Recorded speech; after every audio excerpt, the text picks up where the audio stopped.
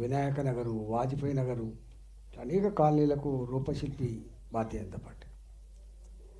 నేను మీకు ఒక హామీ ఇస్తున్నా, ఇక్కడే కాదు, ఈ హైదరాబాద్ చుట్టుపక్కల పాప చిన్న చిన్న ఉద్యోగులు పనిచేసిన వాళ్ళు ప్రైవేట్లో పనిచేసిన వాళ్ళు కావచ్చు, డిపార్ట్మెంట్లలో పనిచేసిన వాళ్ళు కావచ్చు, లేదా కూరగాయలు అమ్ముకొని రిక్షా ఆటో నడుపుకొని బతికిన వాళ్ళు కావచ్చు, కొనుక్కున్న జాగలకి ఈ రియల్ ఎస్టేట్ బ్రోకర్లు, వాళ్ళ డబ్బులకు ఆశపడేటువంటి అధికారులు, వాళ్ళకే కొమ్ము కాసేటువంటి యంత్రాంగం ఇవాళ ఇంత హైదరాబాద్లో మీ ఒక్కటే కాదు అనేక వేల మందికి ఇలా ఉసురు పోసుకుంటారు.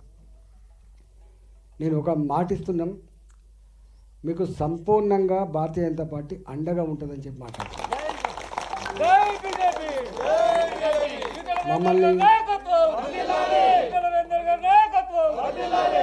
మమ్మల్ని బ్రోకర్లు కానీ, ఈ చిల్లరగాలు కానీ, ఈ తాటాకు చప్పులకు భయపడే వాళ్ళం కాదు మేము. ఇక్కడ ఇష్యూ ఏంటంటే, మీరు మాట్లాడుతున్న దాన్ని బట్టి నాకు తెలిసింది 1985 40 ఏళ్ళ క్రితం ఈ నారపల్లి, అదేవిధంగా కొర్రెముల ఇలాంటి గ్రామాల దగ్గర 10,000 రూపాయలకి ఎకరం, 20,000 రూపాయలకి ఎకరం, 30,000 గంతే ఉండే. ఇక్కడ పెద్ద డిమాండ్ లేకుండే.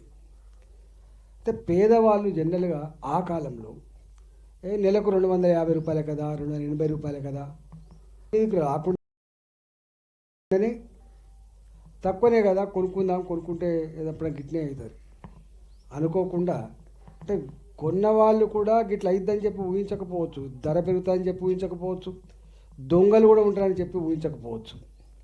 ఉంటుంది పిల్లలకైనా అక్కడికి వస్తుంది అని చెప్పి ఆనాడు తక్కువ డబ్బుకు కొనుక్కున్న వాళ్ళు వీళ్ళ. ఎప్పుడు మారిపోయింది అంటే, ధరలు పెరుగుతున్నప్పుడు ఈ కొనుక్కున్న వాళ్ళు మా భూమి ఎక్కడుంది, మా జాగ ఎక్కడుంది, ఒకసారి పోయి చూసేద్దామని చెప్పి సూచించడం వల్ల ఎక్కువ. 85లో 86లో కొనుక్కుంటే మీరు ఎవరు ఆనాడు ఇల్లు కట్టుకుంటారు కదా, ఎందుకంటే ఇక్కడ ఇంత ఇవి జంగళ్ళు, మనుషులు ఉండేటువంటి ప్రాంతాలు కాదు ఇవి. అప్పుడు ఊర్లలో ఉన్నారు కానీ ఇవన్నీ కంచెలు జంగల్లాగా మొత్తం రాళ్ళు రప్పలతో కూడుకున్నది కాబట్టి ఒకరు వచ్చి ఇల్లు కట్టుకునేటువంటి అవకాశం